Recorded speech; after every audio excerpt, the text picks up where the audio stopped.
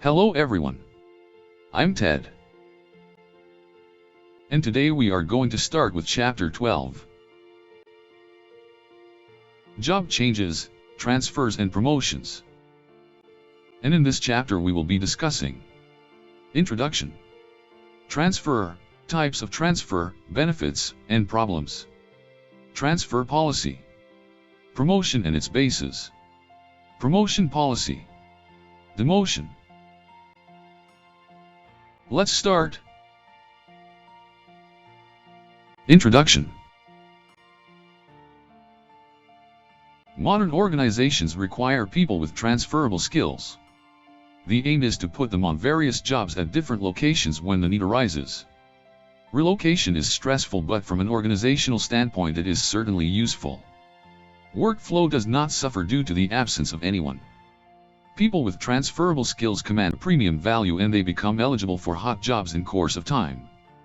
In fact, employees must welcome moves aimed at putting them on various jobs of increasing scope and responsibility, since it helps them exploit their potential fully. If they are groomed properly, such employees can grow vertically within an organization fairly quickly. The lateral or vertical movement / job changes, promotion, transfer, demotion or separation of an employee within an organization is called internal mobility. It may take place between jobs in various departments or divisions. Some employees may leave the organization for reasons such as better prospects, retirement, terminations, etc. Such movements are known as external mobility. Employees are the real beneficiaries when they are made to work at different levels of an organization. When rolled over different jobs, they gain immensely. Their skills, knowledge, and experience would improve considerably. They know how to get things done under trying circumstances. They become flexible in getting along with people having diverse educational, religious, and cultural backgrounds. They can exploit their potential fully and find out where they stand in comparison to others. They can slip into roles of increasing scope and difficulty fairly quickly and easily, thus filling talent gaps that might occur within an organization. They can even look at greener pastures outside if they feel that they have hit the career plateau that is getting stagnated in jobs with no immediate growth prospects. They can step into the job market and find a job of their liking, since they are armed with requisite skills and knowledge now, after having worked at different levels. From an organizational standpoint also, job changes certainly help in coping with changing market requirements. If people are made to run that extra mile, by taking up varied responsibilities in day-to-day operations, they get groomed for challenging roles in course of time. When the opportunity comes in, the organization finds it easy to transfer / promote people having requisite skills, knowledge, and experience. The overall effectiveness of an organization also would improve considerably. It is able to adapt and adjust to changing market needs fairly quickly and easily. When a firm has talented people willing to go that extra mile, it can certainly push competitors to the wall. Moving next. Transfer. A transfer is a change in job assignment. It may involve a promotion or demotion or no change at all in status and responsibility. A transfer has to be viewed as a change in assignment in which an employee moves from one job to another in the same level of hierarchy, requiring similar skills, involving approximately same level of responsibility, same status, and same level of pay. A transfer does not imply any ascending, promotion, or descending, demotion, change in status or responsibility. Organizations resort to transfers with a view to serve the following purposes. To meet the organizational requirements, organizations may have to transfer employees due to changes in technology, changes in volume of production, production schedule, product line, quality of products, changes in the job pattern caused by change in organizational structure, fluctuations in the market conditions like demands fluctuations, introduction of new lines and / or dropping of existing lines. All these changes demand a shift in job assignments with a view to place the right man on the right job. To satisfy the employee needs, employees may need transfers in order to satisfy their desire to work under a friendly superior, in a department / region where opportunities for advancement are bright, in or near their native place or place of interest, doing a job where the work itself is challenging, etc. To utilize employees better, an employee may be transferred because management feels that his skills, experience, and job knowledge could be put to better use elsewhere. To make the employee more versatile, employees may be rolled over different jobs to expand their capabilities. Job rotation may prepare the employee for more challenging assignments in future. To adjust the workforce may be transferred from a plant where there is less work to a plant where there is more work. To provide relief, transfers may be made to give relief to employees who are overburdened or doing hazardous work for long periods. To reduce conflicts, where employees find it difficult to get along with leagues in a particular section, department, or location, they could be shifted to another place to reduce conflicts.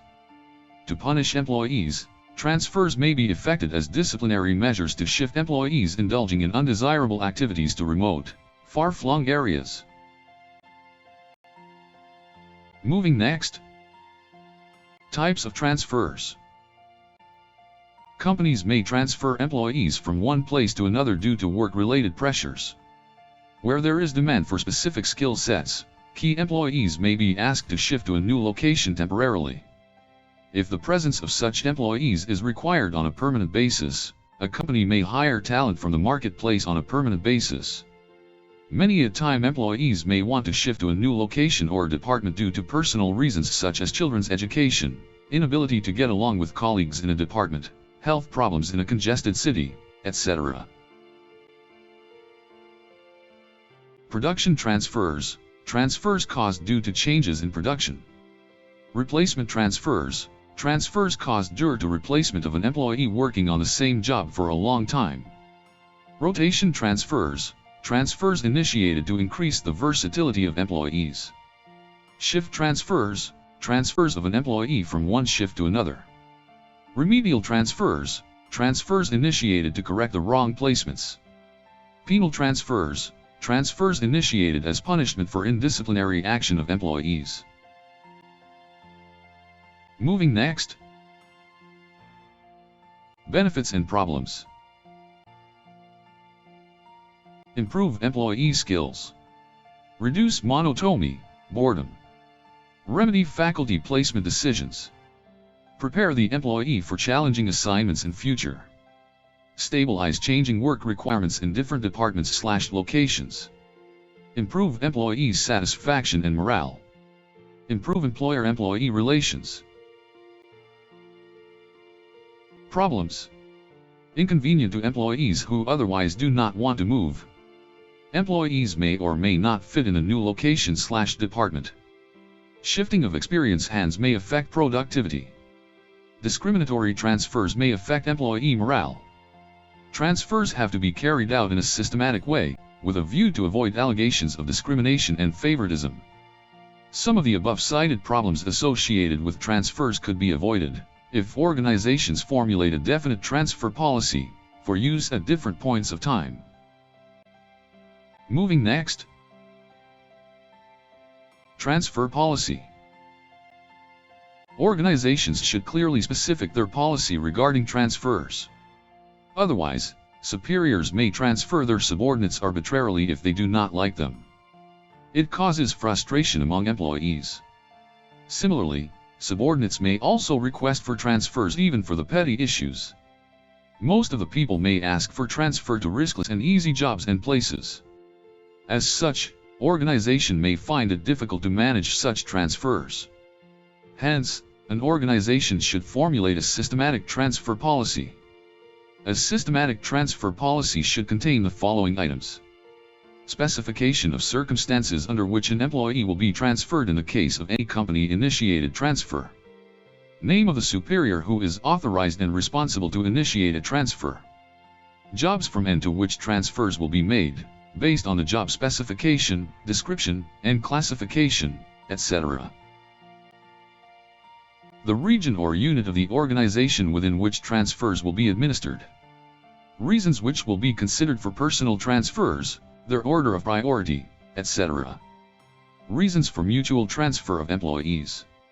Norms to decide priority when two or more employees request for transfers like priority of reason, seniority. Specification of basis for transfer, like job analysis, merit, length of service. specification of pay, allowances, benefits, etc., that are to be allowed to the employee in a new job. Other facilities to be extended to the transferee, like special level during the period of transfer, special allowance for packaging luggage, transportation, etc. Generally, line managers administer the transfers and HR managers assist the line managers in this respect. Promotion.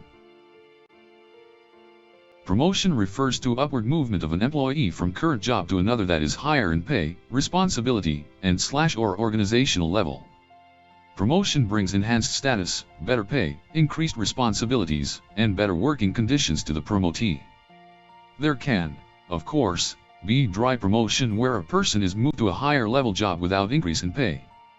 Promotion is slightly different from upgradation, which means elevating the place of the job in the organizational hierarchy. A better title is given now, or including the job in higher grade, minor enhancement in pay in tune with the limits imposed within a particular grade. A transfer implies horizontal movement of an employee to another job at the same level. There is no increase in pay, authority, or status. Hence, it cannot act as a motivational tool. Promotion, on the other hand, has inbuilt motivational value, as it elevates the status and power of an employee within an organization. Promotion based either on meritorious performance or continuous service, has powerful motivational value. It forces an employee to use his knowledge, skills, and abilities fully and become eligible for vertical growth. It inspires employees to compete and get ahead of others. Those who fall behind in the race are also motivated to acquire the required skills to be in the reckoning. Promotion thus paves the way for employees' self-development. It encourages them to remain loyal and committed to their jobs and the organization. The organization would also benefit immensely because people are ready to assume challenging roles by improving their skills constantly. Interest in training and development programs would improve. The organization would be able to utilize the skills and abilities of its personnel more effectively.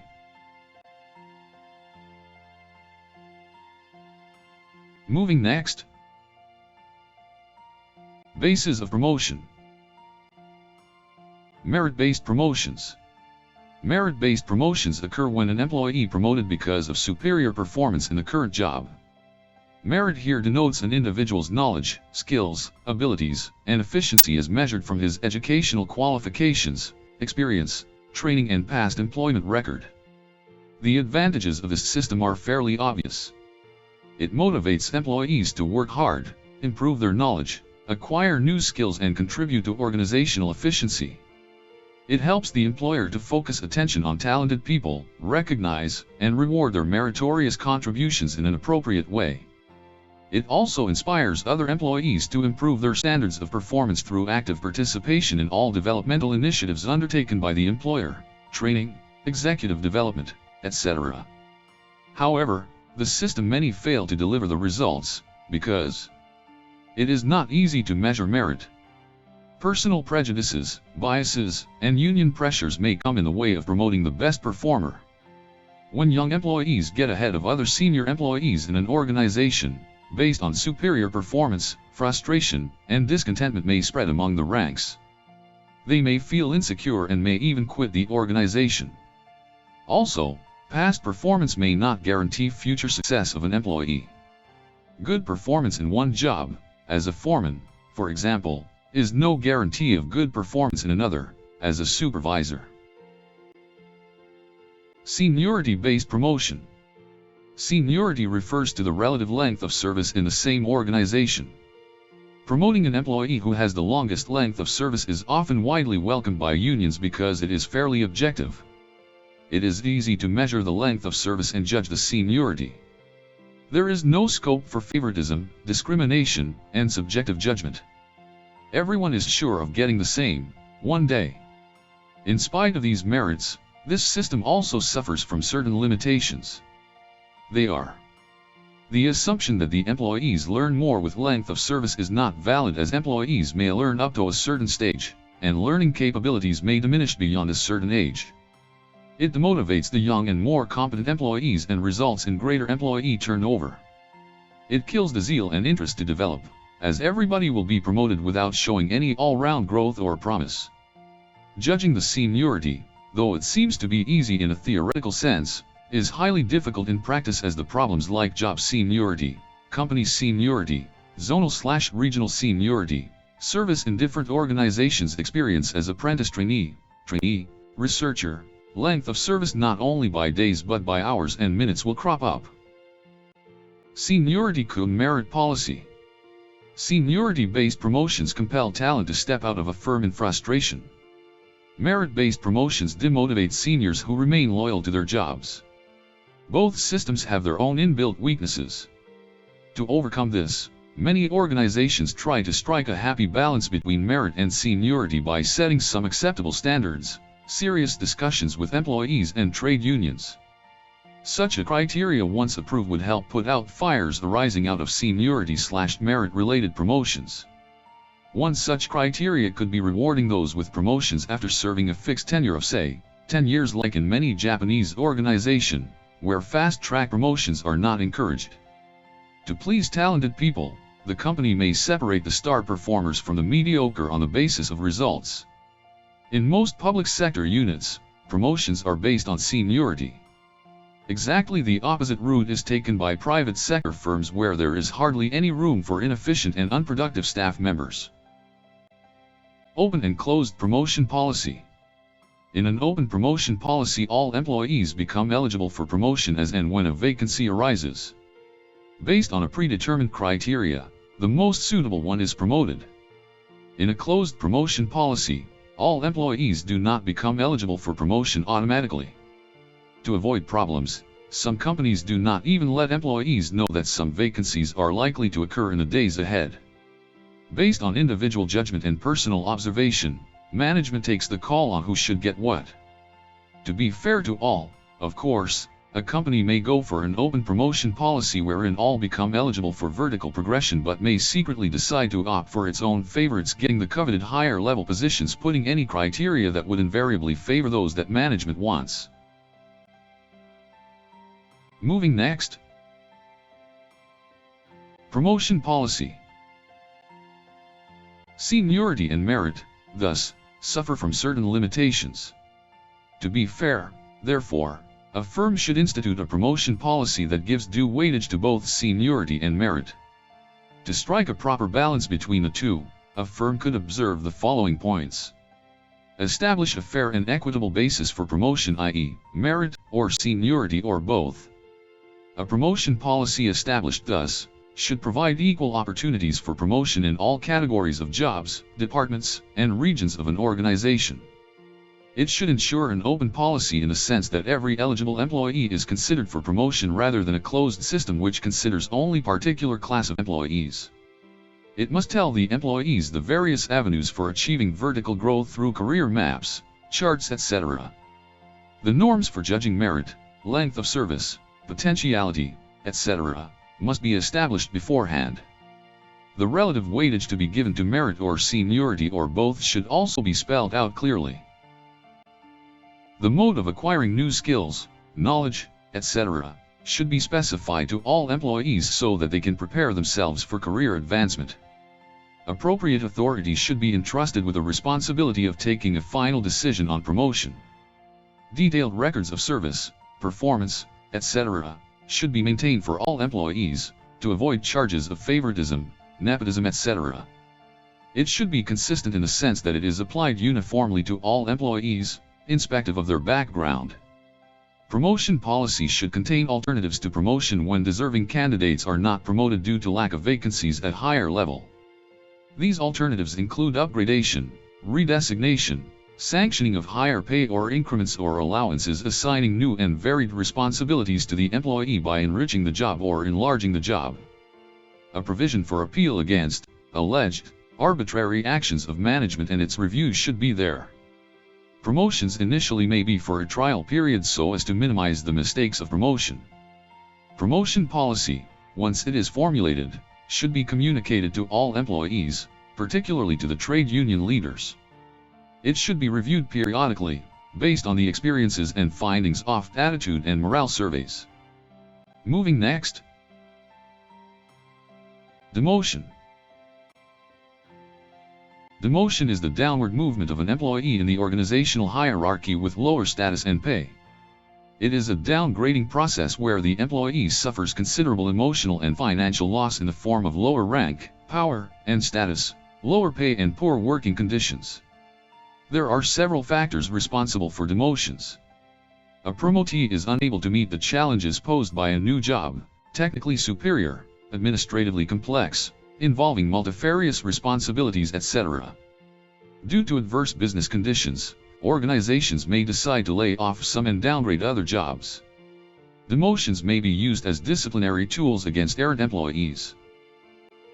Demotion may turn employees into mental wrecks.